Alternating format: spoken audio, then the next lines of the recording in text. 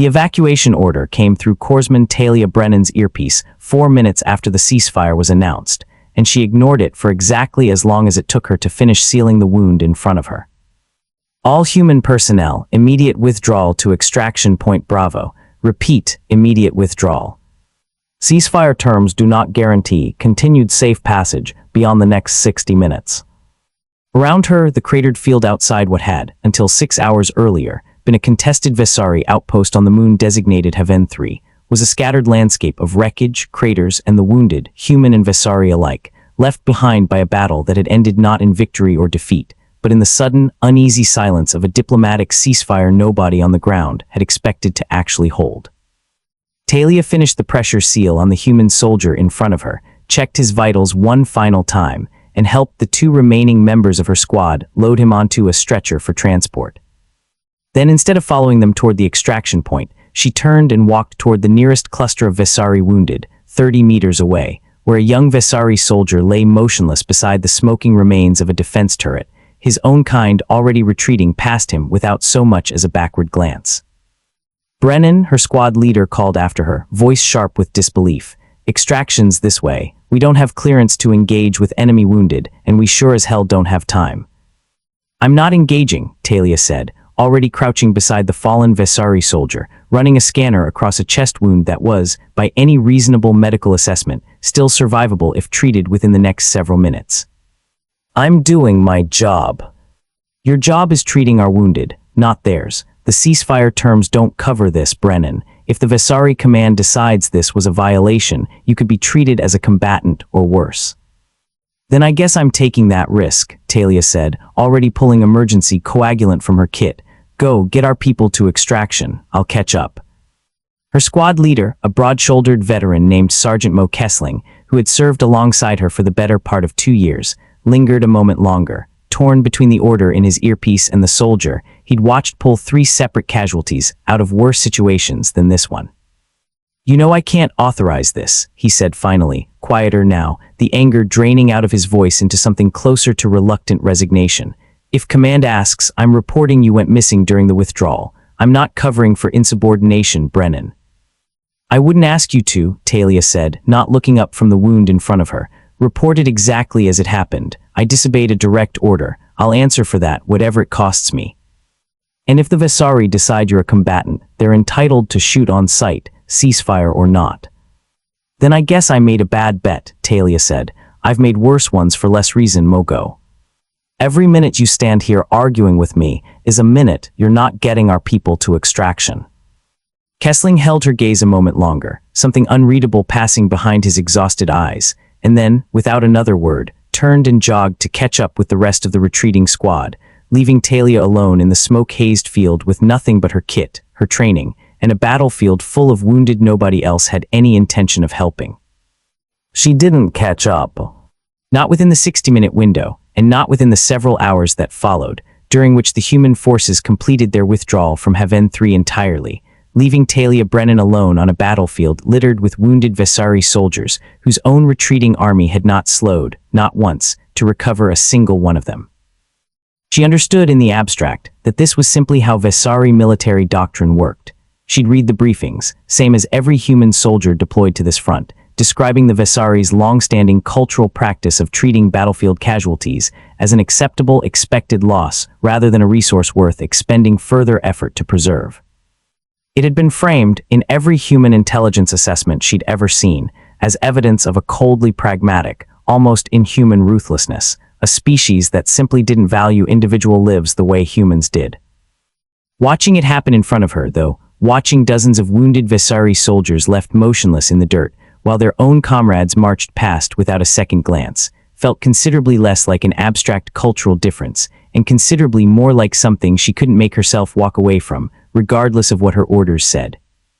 She moved from wounded soldier to wounded soldier, working through the cratered field with the same methodical, practiced efficiency she'd have applied to any human casualty, stabilizing what she could, triaging what she couldn't, entirely alone, entirely unauthorized, and entirely aware that she had no functional way to explain her presence if anyone, human or Vessari, decided to ask.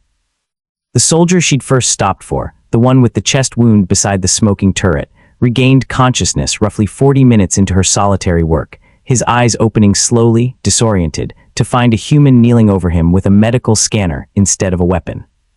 He said something in rapid Vessari, his voice weak but sharp with what Talia recognized, even without translation, as alarm bordering on hostility. "I don't have a translator on me," she said, keeping her voice as calm and steady as she could manage, holding both hands visibly away from any weapon. "I'm not here to hurt you. I'm a medic. I'm trying to help." The soldier's eyes tracked to the medical kit beside her, then to the fresh dressing already applied to his chest wound, understanding slowly overtaking the alarm on his face, replaced by something that looked unmistakably like confusion.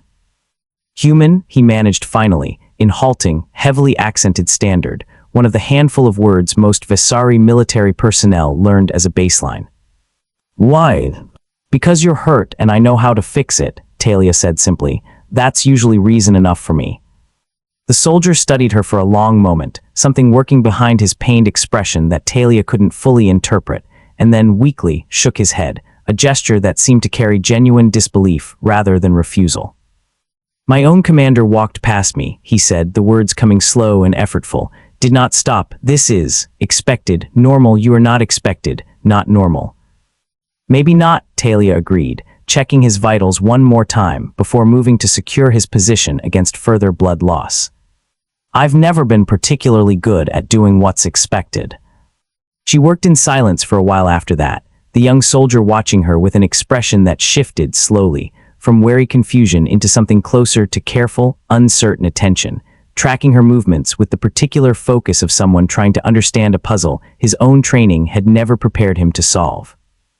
"You are afraid," he said eventually, his standard still halting but clearer now that the initial shock had worn off. "I can see this. Why continue if you are afraid?" "Being afraid doesn't usually stop me from doing what needs doing," Talia said. "Took me a long time to learn that. Fear and doing the right thing aren't actually opposites, whatever the recruitment posters back home like to suggest. Most of the bravest people I've ever served with were terrified the entire time. They just didn't let it decide what happened next." "This is a strange philosophy for a soldier." "I'm a medic," Talia said. "Slightly different philosophy most days. My job's never been about winning. It's about making sure fewer people pay the cost of whoever else is trying to win." The soldier considered that for a long moment, his breathing steadier now that the immediate danger of the wound had passed. "I do not think I have words, in your language, for what I am feeling right now." "You don't have to find them," Talia said, finishing the last of the stabilizing work and sitting back on her heels. "Rest. I've got 11 more people to check on before I run out of daylight." "You're going to be all right, soldier. That's the only part that matters right now." She spent the following 2 hours working her way across the field, treating every wounded Vessari soldier she could reach, stabilizing what injuries she could manage with the limited supplies in her kit, and doing what little she could for the ones whose injuries had already progressed beyond what her training and equipment could realistically address. By the time the sun, or what passed for it through Halvenne Three's thin, hazy atmosphere, began sinking toward the horizon, she had treated 11 soldiers, 6 of whom were now, by her own careful assessment, stable enough to survive without further intervention if proper medical transport arrived before infection or continued blood loss overtook them. It was during the 12th attempt, kneeling beside a soldier whose leg wound had already progressed too far for anything she could offer beyond pain management, that a Vessari patrol finally found her, 6 armed soldiers emerging from the smoke-hazed ruins of the outpost with weapons raised, clearly having expected at most to find scattered human stragglers rather than a lone medic working her way methodically through their own wounded. Their commanding officer, a senior Vessari soldier whose insignia Talia recognized from her own briefing materials as denoting considerable rank, stepped forward, weapon leveled directly at her chest, expression unreadable behind the sharp, angular features that had, throughout her deployment, always struck her as difficult to read compared to the more familiar expressiveness of human faces. "Explain yourself," he said, in clear, precise standard, considerably more fluent than the soldier she'd first treated. "You are in violation of ceasefire withdrawal terms. Explain why a human combatant remains on this field, among our wounded, unaccompanied, and unauthorized." Talia raised her hands slowly, careful not to make any sudden movement that might be read as aggression. "My name is Corpsman Talia Brennan. I'm not armed. I stayed behind because your wounded were being left without treatment, and I have the training to provide it. That's the entirety of my explanation, Commander." You risked your life and violated your own military's withdrawal order to treat soldiers who were, until hours ago, actively trying to kill you. That's correct. Why? Talia considered the question for a long moment, aware of 6 weapons still trained on her, aware that whatever she said next would likely determine whether she survived the next several minutes. Because they were wounded and alone, and I had the ability to help. I didn't stop to calculate whether they deserved it, Commander. In my experience, that's not usually a calculation worth making when someone's bleeding out in front of you and you have the means to stop it. The Vessari commander, whose name Talia would eventually learn was Sorven Iskar, studied her for a long, silent moment, his weapon still leveled, his expression carrying an intensity Talia couldn't fully interpret. You understand, he said finally, that our own doctrine does not extend this consideration to our wounded. We do not retrieve casualties from an active field. We do not expend further resources on soldiers whose survival is uncertain. This is not cruelty, Corpsman Brennan. It is calculated necessity, built from centuries of scarcity our species endured long before we ever achieved the technology to leave our homeworld. We learned at great cost that sentiment toward the wounded, when resources are finite, often costs the survival of the many to preserve the uncertain few. I understand the reasoning, Talia said. I don't think I agree with it, but I understand it. For what it's worth, Commander, my species learned something a little different, somewhere along the way. We learned that leaving people behind because the math looks uncertain tends to cost you more eventually than the resources you save in the moment, maybe not always in supplies. Sometimes just in what kind of people you turn out to be, over enough generations of making that calculation. One of the soldiers behind Iskar shifted uneasily at that, exchanging a glance with the soldier beside him that Talia couldn't fully read, though the discomfort in it was unmistakable, even without translation. You speak as though you understand our history, Iskar said, something sharper entering his tone.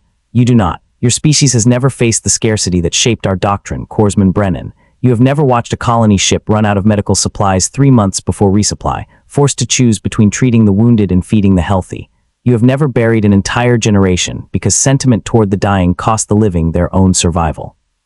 Our doctrine was not born from cruelty. It was born from necessity our species paid for in lives, repeatedly, until we finally learned the lesson well enough to stop paying it.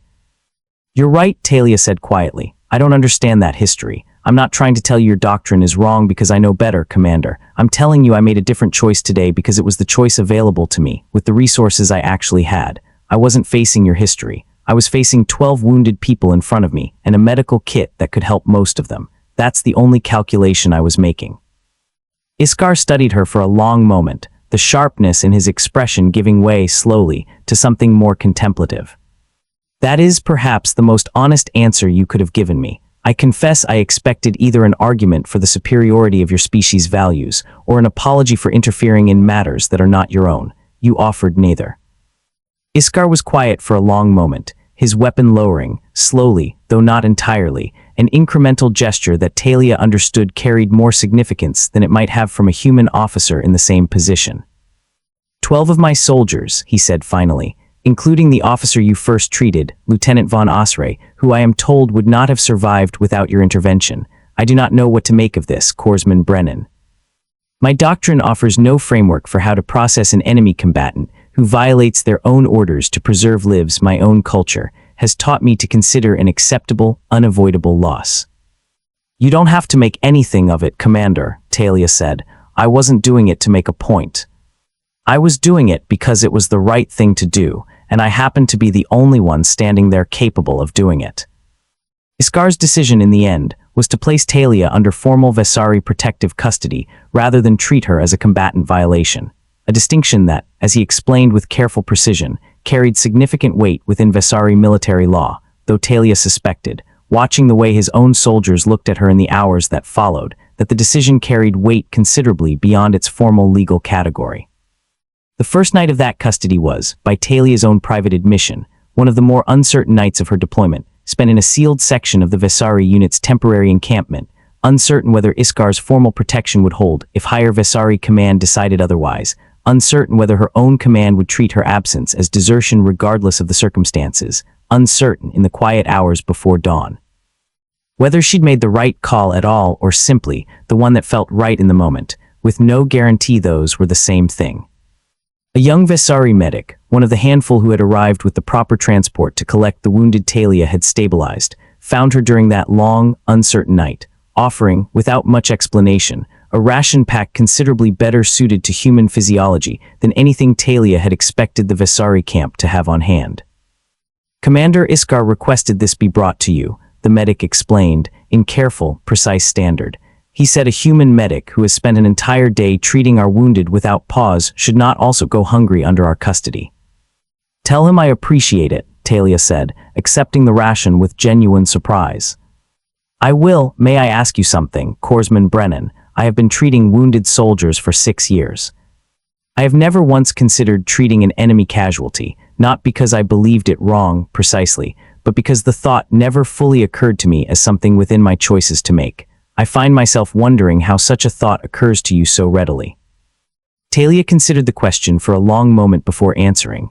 I don't know that it's a thought exactly, more like a reflex, I suppose. Somewhere along the way, in my training, in my own upbringing before that, I learned to see a wound before I learned to see which uniform it was attached to. I'm not sure I could turn that off now even if I tried. That is a remarkable kind of training, the medic said. Maybe, Talia said. Or maybe it's just what happens when you decide, early enough, that the person bleeding in front of you matters more than the reasons you might have for walking past them. By the time formal Vessari medical transport arrived early the following morning, Talia had treated 3 additional wounded soldiers overnight, working by the dim light of the encampment's emergency lanterns, and had earned in the process a quiet, watchful respect from the surrounding Vessari soldiers that she could feel even without fully understanding its cultural weight. She spent the following 3 days under that protective custody, working alongside Vessari medical staff who arrived, eventually, to properly transport the wounded she'd stabilized, watching with growing fascination as her presence and her actions rippled through the recovering Vessari unit in ways she hadn't fully anticipated. Lieutenant von Osray, the soldier she'd first treated beside the smoking turret, sought her out on the 2nd day, moving carefully on a still-healing leg, finding her in the makeshift medical tent Iskar's unit had established. I have been thinking about what you said, he told her, settling carefully into a seat beside her. That leaving the wounded costs more than the resources it saves, eventually, in what kind of people it makes a species become. I do not know if I agree. I have been raised my entire life to understand our doctrine as necessary, even wise. But I confess, Corpsman Brennan, I find myself considerably less certain of that wisdom, having personally experienced what it feels like to be the one left behind. I'm not trying to convince your entire military doctrine to change overnight, Lieutenant, Talia said. I just did what felt right to me in the moment, without much larger strategy behind it.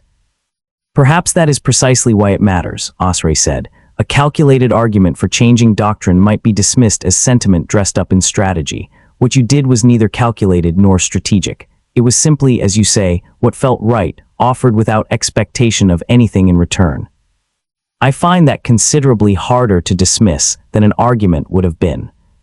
Commander Iskar's own wound, a deep laceration along his side sustained during the battle's final hours, had gone largely untreated during the chaos of the ceasefire, a fact Talia discovered only on the 3rd day, when she noticed him moving with the careful, guarded stiffness of someone in considerably more pain than he was willing to acknowledge. You're injured, she said, catching him during a quiet moment outside the medical tent. Why hasn't anyone treated that? It is a commander's wound, Iskar said, with something that might, in a human officer, have been read as stubborn pride. Our doctrine holds that commanding officers absorb the costs of leadership personally, including the cost of their own injuries, rather than diverting medical resources that might be better used on soldiers under their command.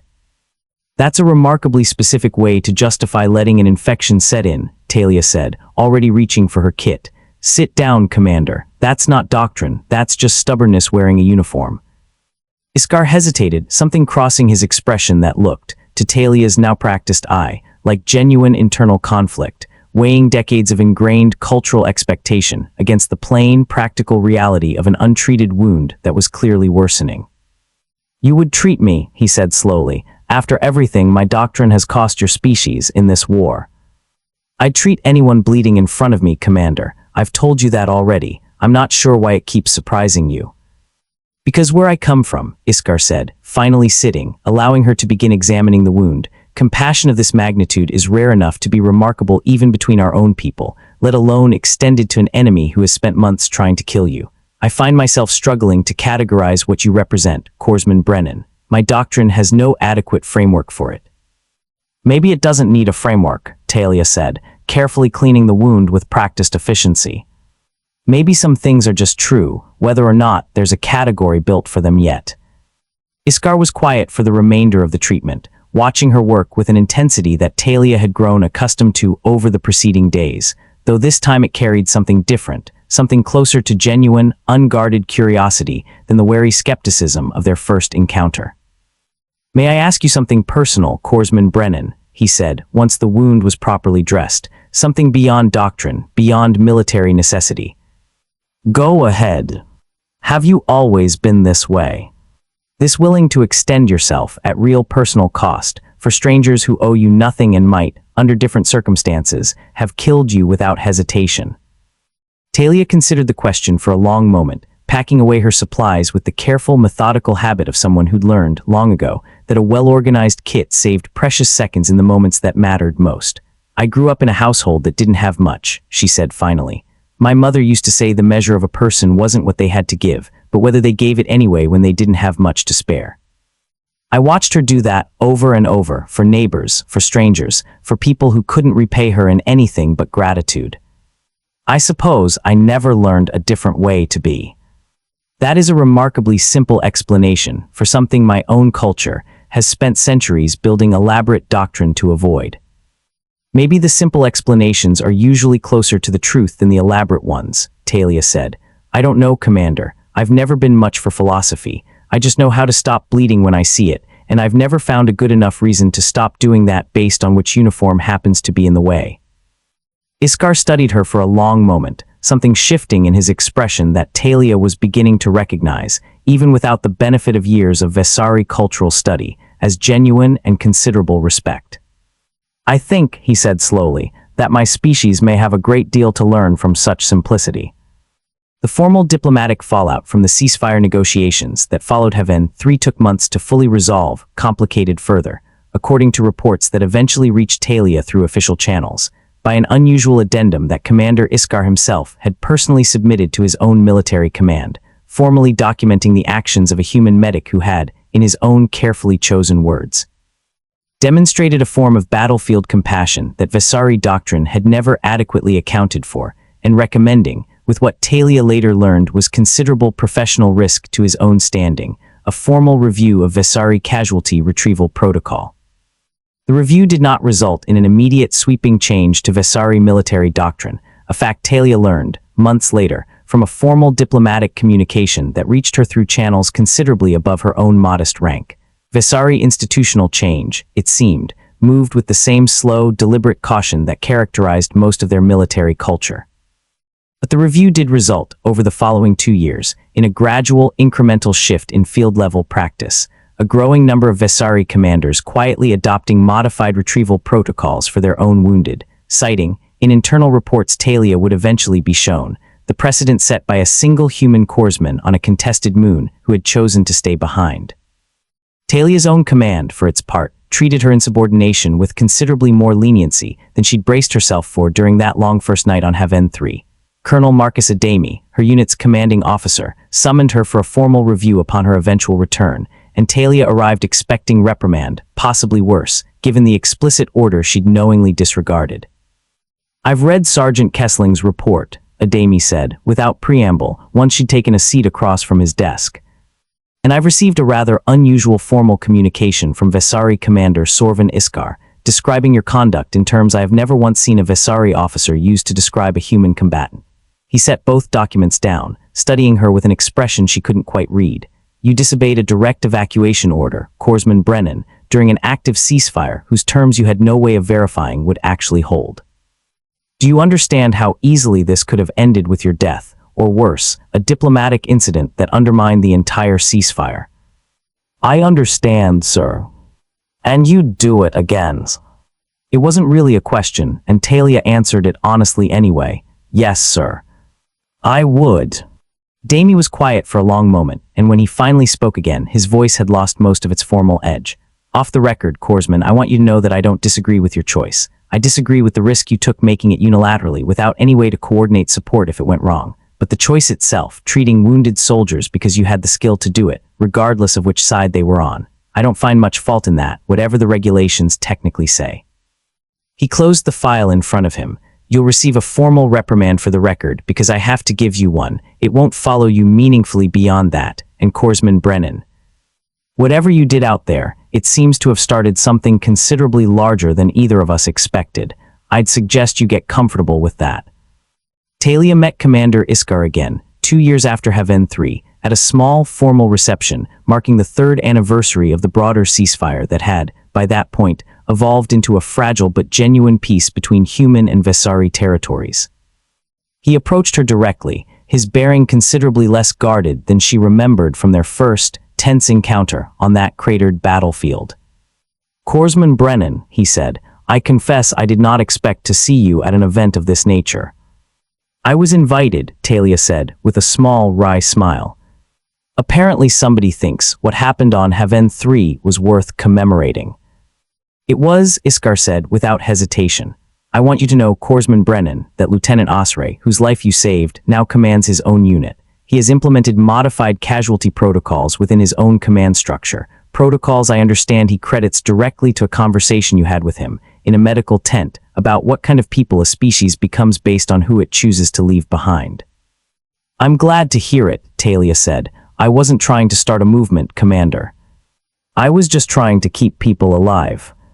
Before Iskar could respond, a familiar figure approached from across the reception hall, moving with a confident, easy stride that Talia recognized immediately despite the 2 years, and the unfamiliar formal Vessari dress uniform.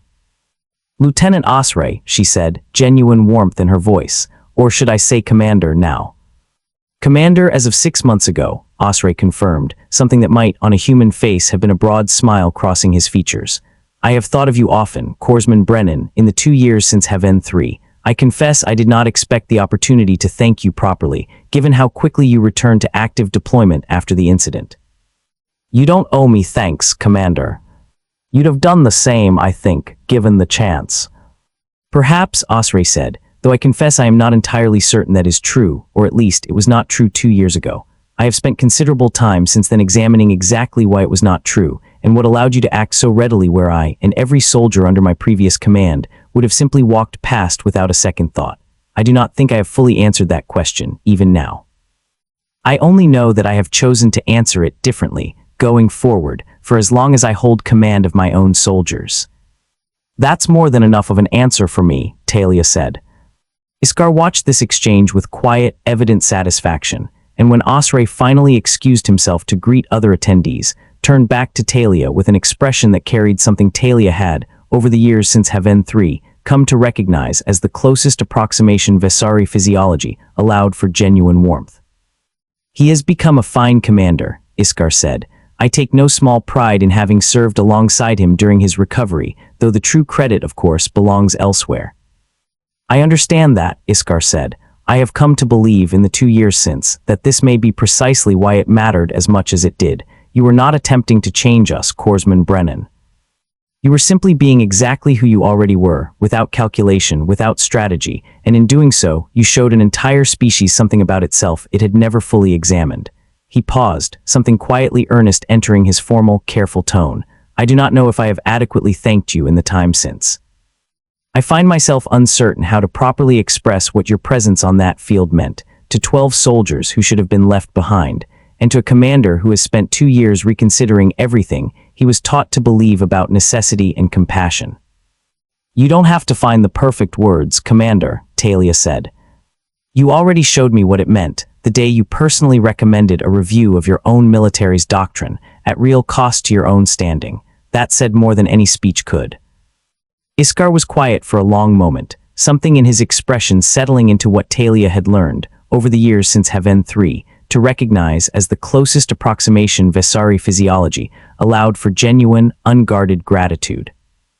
Then I will simply say this, he said. You stayed, when every doctrine either of our species had ever taught either of us said you should have walked away. I do not believe I will ever fully understand what allowed you to make that choice so easily, without hesitation, without calculation. I only know that Halvenne Three would have ended very differently for 12 of my soldiers, and for whatever understanding now exists between our peoples, if you had not. Talia Brennan returned to active medical service the following year, continuing a career that would eventually take her to a dozen more contested fronts across human territory, though none, she would later admit, quite as formative as the cratered field on Halvenne Three, where she'd first knelt beside an enemy soldier and decided without any grand calculation that a wound was a wound, regardless of which side of a battle line it had come from. The formal Vessari military review that followed Halvenne Three eventually produced lasting change, slow and incremental as it was. A growing generation of Vessari commanders trained under modified protocols that treated battlefield casualties with a consideration their own culture had, for centuries, considered an unaffordable luxury. Historians, both human and Vessari, would eventually come to refer to the shift simply as the Brennan Reconsideration, a name Talia herself found faintly embarrassing whenever it came up, insisting, whenever asked, that she'd never set out to reconsider anyone's doctrine at all. She'd simply seen people who needed help and had the training to provide it, and had never quite understood, in all the years since, why that had ever needed to be a more complicated decision than it was.